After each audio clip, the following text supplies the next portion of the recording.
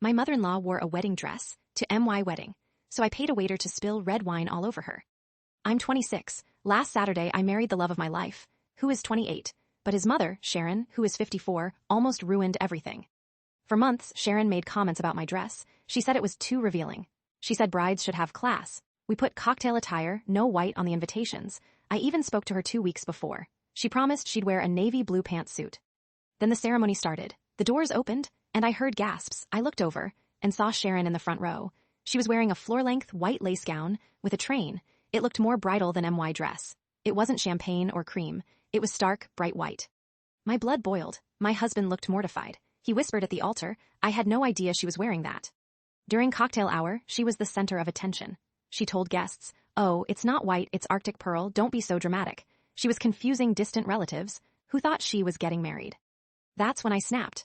I went to the back of the venue. I found a temporary server, a college kid. He looked bored. I pulled him aside. I handed him 2 crisp $100 bills from my emergency purse kit and pointed at Sharon. I whispered, see that woman in the white dress? If you accidentally trip and spill a full tray of Cabernet on her, I'll give you another $100 after the reception. He hesitated for a second. He looked at the money and nodded. 10 minutes later, crash, it was glorious. The red wine soaked her entire Arctic pearl gown. She shrieked like a banshee.